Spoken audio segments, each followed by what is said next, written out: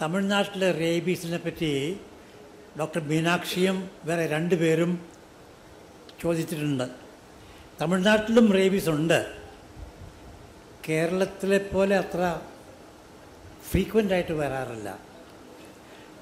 തമിഴ്നാട്ടിൽ the bridging animal is Canis aureus, golden tailed jackal. കേരളത്തിൽ ആർക്കും അറിഞ്ഞൂടാ. അതുകൊണ്ട് തമിഴ്നാട്ടിലുണ്ട് റേബീസ്, ഇല്ലെന്ന് ഞാൻ പറഞ്ഞില്ല. കേരളത്തിലാണെങ്കിൽ റേബീസിനെ പറ്റി പഠിക്കാനുള്ള സാധ്യത കൂടുതലുണ്ട് തമിഴ്നാട്ടിലേക്കാട്ടിലും. മറ്റൊരു ചോദ്യം, ലൈഫ് എക്സ്പെക്റ്റൻസി കേരളത്തിൽ കൂടുതലായതുകൊണ്ട് സീനിയർ സിറ്റിസൻസിന് സൂക്കേട് കൂടുതൽ വരുന്നത് കൊണ്ടും അവർക്ക് വാക്സിനേഷൻ കൊടുക്കാനായിട്ടൊരു ഒരു ഒരു നിബന്ധന, ഒരു പരിപാടി ഉണ്ടാക്കണ്ടേ എന്നുള്ളതാണ്. ശരിയാണ്. We have expanded program on immunization for children. We have program of immunization for pregnant women. But we don't have a systematic policy decision on vaccination of senior citizens. മറ്റു രാജ്യങ്ങളിൽ അവർക്ക് കൊടുക്കുന്ന vaccine influenza, herpes zoster, shingles, മലയാളത്തിലെ പേര് എനിക്ക് അറിഞ്ഞുകൂടാ, അങ്ങനെ respiratory syncytial virus, അങ്ങനെ പല സൂക്കേടുകൾക്കും വാക്സിൻ കൊടുക്കാറുണ്ട്. അത് ചിലതൊക്കെ ഫ്രീ ആയിട്ട് കൊടുക്കും, ചിലതൊക്കെ മെഡിക്കൽ ഇൻഷുറൻസ് കൊടുക്കും. നമുക്ക് അതിനെപ്പറ്റി ഒരു ചർച്ച ആവശ്യമാണ്. Whatever we do in policy or practice should be data driven. So developing data on all these issues is our number one priority, and decisions should flow from data. Thank you. Now we can move to the online mode. I think Dr. Richard Cash is online available. Sir, I think you have received two questions. One is related to how can governments and health organizations address misinformation and disinformation that can erode the trust during the pandemic? That's a very important question, and all governments have been faced with it. I think that the most reliable strategy is that government must be completely open and honest, and it must bill itself as being an open and honest source of information. Hopefully people will then always seek the opinion of this well-known government site to get information. There's no way that I know of to prevent disinformation from being spread unless one does an extremely costly and difficult form of censorship. So I think that by becoming recognized as the source of reliable, truthful information, this is one way of dealing with disinformation. The dilemma occurs in the beginning of epidemics such as we have seen because we don't know all the answers. The information is still coming in, and so there oftentimes needs to be a change in interpretation.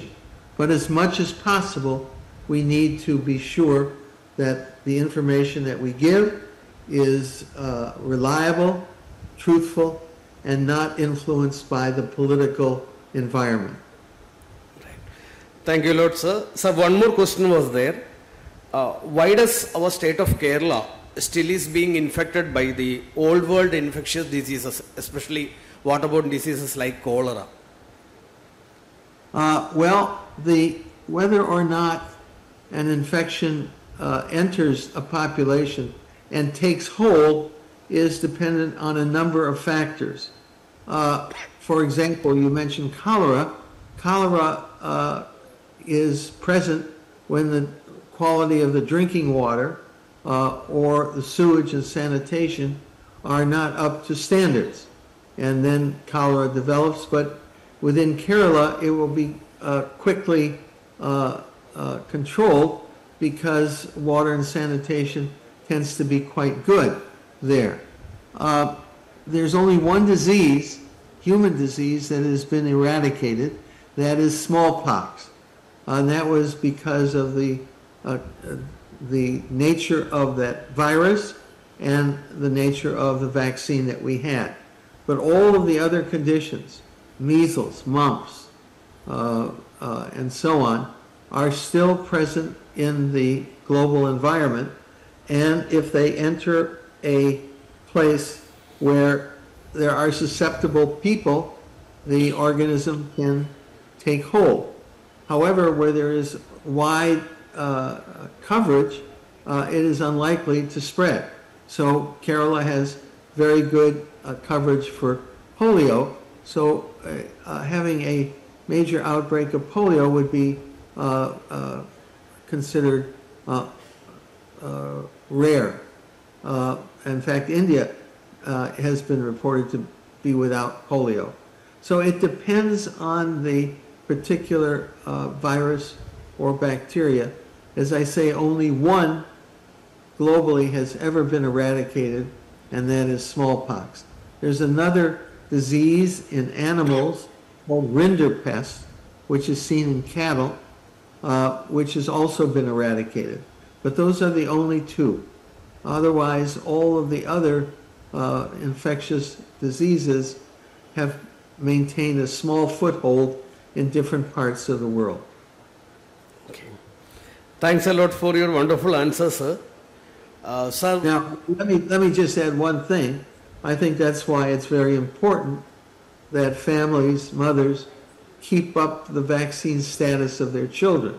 So in an old world disease, so supposedly, is measles, and measles can be very devastating, as can, of course, any of the other diseases that are out there, none of which have been eradicated other than smallpox. Okay. Thanks a lot, sir. Sir, I'm really in short of words to thank you, because it's almost 4 years, sir, 4 hours, and it's almost 4 o'clock in Boston. Sorry to say that instead of telling good night, we are forced to say good morning. So the entire people here, we are thanking you from the entirety of our heart for spending valuable time, even though most of the time the words were in our local language, Malayalam, but you were kind enough that you spent a lot of time with us, sir. So thanking you from the government of Kerala, from the people of Kerala, National Health Mission, everyone, a lot of thanks for this, sir. Thank you very much. I've greatly enjoyed it and look forward to future such events. And one thing for the information of the entire public here, day before yesterday, sir has just inserted the pacemaker. So after that, he is spending this much time with us. I am really in short of words, sir. That's true. I am now pacemaker positive. Okay. With that note, thank you again very much. I'm going to sign off and probably go to bed right now. Yeah, sure, sir. Sure. Thanks a lot, sir. Thank you. Bye-bye. Thank you. Thank you. One question was about yellow fever. Why do you say that yellow fever will be the next infection? Because vaccination is being given when people go out. But one lesson we have learned from most of the pandemics is that the surveillance system has failed. Whether it is at the global level, whether it is of CDC or WHO, surveillance and monitoring systems have failed. So in spite of this vaccination, when people go out, this can happen. But this question of yellow fever, this is not my view. Actually, WHO has been repeatedly warning the developing countries that yellow fever may come because the density of Aedes aegypti mosquito is very high in Kerala. The reason why I said that yellow fever can come to Kerala is that in spite of all our control measures, Aedes aegypti density is extremely high in Kerala. So long as that vehicle is there, the virus can come in. That is the reason. Then another question was by Pappu PS. Who is Pappu PS? Thank you.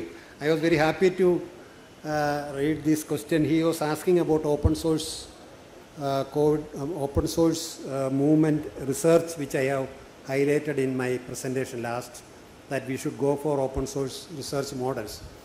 This is very close to my heart because during COVID also there was an open source COVID movement.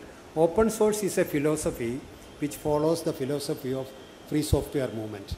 That is, instead of competition and monopolization, we should have collaboration, cooperation and sharing. This is a basic principle. This is against the new patent regime that is developing now. There is paucity of time, I may not go into it, but it's extremely important that we should start research based upon open source model. In fact, there was already an open source drug discovery started in India, which was terminated by CSIR for some unknown reason to discover a drug for tuberculosis. Unfortunately, this was terminated. Even many research institutes in Kerala collaborated with the open source drug discovery. I may also, in biology there are open biology, single nucleotide polymorphism consortium, etc., etc. So this is a very interesting area. Pappu, please keep in touch with me. Madam, this question was from Chitra Grace, Associate Professor, about air pollution, etc., etc. in Kerala. Of course, these are areas which we need to look into. The problem, it is not only that see what in Kerala what is happening is that we are prolonging life. But the quality of survival is extremely poor. WHO has again and again stressed that we should add life to years, not years to life. We are adding years to life, but not life to years precisely because of other environmental causes like air pollution, water pollution, food security, etc., etc. These are some of the areas which Kerala should look into now. Thank you. വളരെ നന്ദി sir. നമുക്ക് അടുത്തായി രാജീവ് സദൻ സാറിലേക്ക് പോകാം. Thank you. ആദ്യത്തെ ചോദ്യം one ഹെൽത്തിനെ കുറിച്ചാണ്. വിവിധ വകുപ്പുകൾക്ക് അവരുടെ റിപ്പോർട്ടിംഗ് രീതി ഉണ്ടെങ്കിൽ എങ്ങനെ ഈ വൺ ഹെൽത്തിന് പ്രധാനമായിട്ടുള്ള കാര്യങ്ങൾ റിപ്പോർട്ട് ചെയ്യുമെന്നാണ് ചോദ്യം. ഇത് തന്നെയാണ് ഞാൻ പറഞ്ഞത്.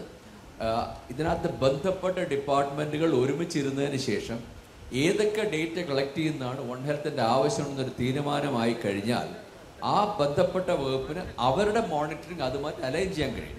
അപ്പോൾ എന്നിട്ട് ആ ഡേറ്റ കളക്ട് ചെയ്തിട്ട് വെറുതെ കളക്ട് ചെയ്താൽ മാത്രം പോരാ, അത് സിന്തസൈസ് ചെയ്തിട്ട് ഒരു കൺക്ലൂഷനിലേക്ക് പോകാനുള്ള സംവിധാനം എവിടെയെങ്കിലും ഉണ്ടാക്കേണ്ടി വരും. നിർഭാഗ്യവശാൽ കേരളത്തിൽ നിന്ന് വൺ ഹെൽത്ത് ആരോഗ്യവകുപ്പിൻ്റെ മാത്രം വൺ ഹെൽത്ത് ആയിട്ട് നിൽക്കുകയാണ്. അത് വൺ ഹെൽത്ത് അല്ല. ആൻഡ് ഇത് കേരളത്തിൻ്റെ മാത്രം പ്രശ്നമല്ല.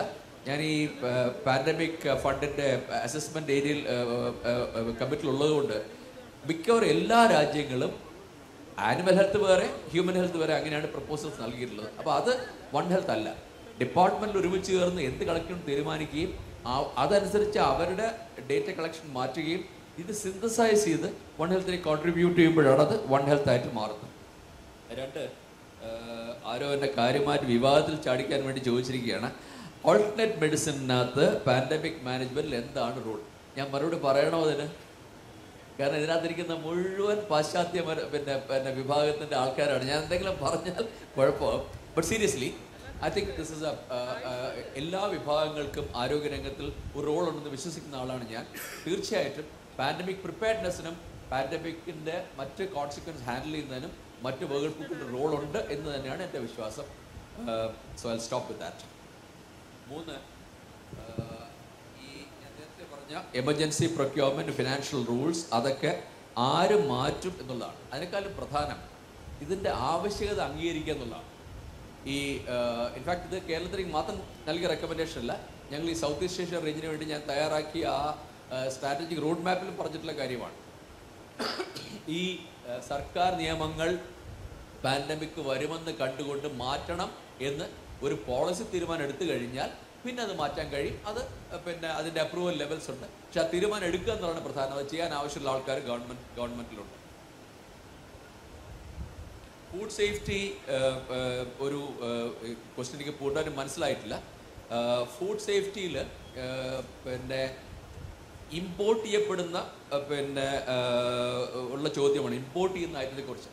ഇമ്പോർട്ട് ചെയ്യുന്ന സ്ഥലങ്ങൾ മിക്കവാറും സാമാന്യം നല്ല ക്വാളിറ്റി കൺട്രോൾ, അവരുടെ ക്വാളിറ്റി കൺട്രോൾ ഈ പിന്നെ ഹോട്ടൽസിന് മാത്രമല്ല, right from the farm level, abattoir, packing, അവിടെ എല്ലാം ചെയ്യുന്ന സംവിധാനം അവർക്കുണ്ട്.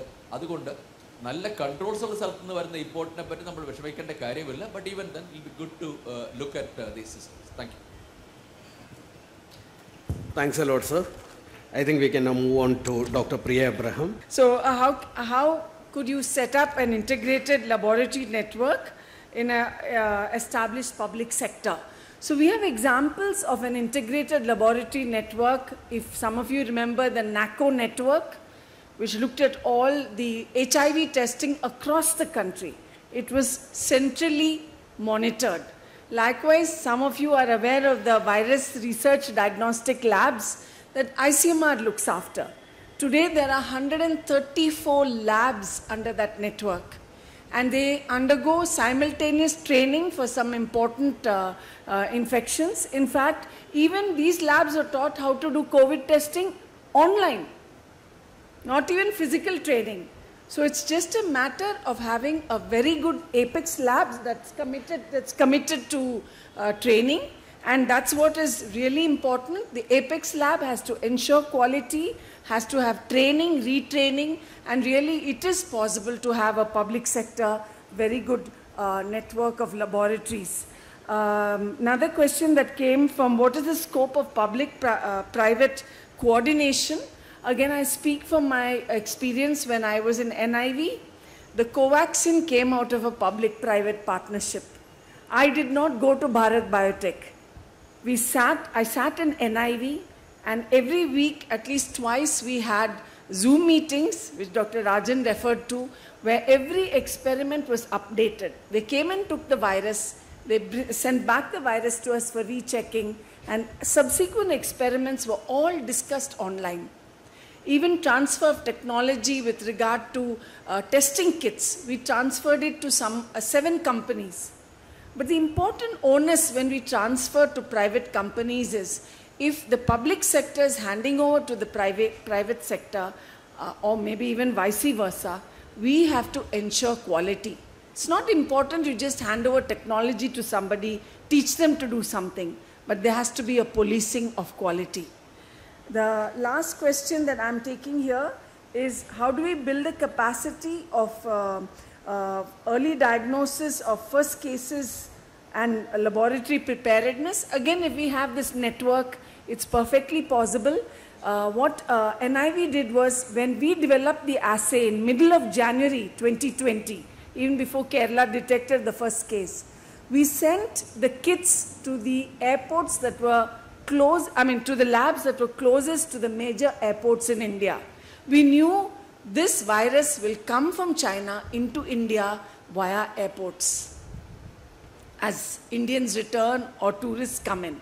So we trained the labs that were closest to the airports and then expanded the network. So first case detection is possible if we have a network in place that speaks to each other. Somebody asked about how do we manage publications. Actually, if you look at some of the VRDL, Virus Research Diagnostic Laboratories, up to 70 laboratories and their authorship has been taken care of when we did massive laboratory enhancement. So I would again emphasize that the Apex lab has a that means the lab that is in charge of all the labs, the main lab has a very important role in stringing these labs together and doing ongoing training and getting people to work together when there is an outbreak. In Kerala, it should be much easier because we're talking about 14 districts. And maybe, 2 labs per district also, 28 labs. We're not talking about 134 labs for the nation. So it's perfectly possible if you're willing to talk to each other. Thank you. Just wanted to make one point quite clear. With regard to this One Health program, it's a misnomer to state that it is just confined to the health department. 2 weeks back, we had a comprehensive workshop in which 6 departments had taken part. District level, state level, committees, coordination units have already been put in place. And by December 31, 5 milestones are to be completed. And this is being happening in the 4 Pamba Basin districts which have been covered by the World Bank program on One Health. That's Alapi, Idukki, Pathanamthitta and Kottayam, and also in Calicut as well. So in fact, it's become a comprehensive program in which fisheries, forestry, animal husbandry, panchayats, the health and the revenue department together have been pulling together, and their officers are taking part in meeting after meeting that's being convened for the One Health program. So in other words, what I'm saying is that it's become an absolute program in which there is a great deal of synergy between the efforts that is being undertaken by different departments together. That's one thing. And second, with regard to the future course of action, of course, Ayurvedic medicines and other all the medications are definitely can be part of it, and we should strive to create such a system in which all these departments become part and parcel of this integral program named the One Health program. Thank you very much.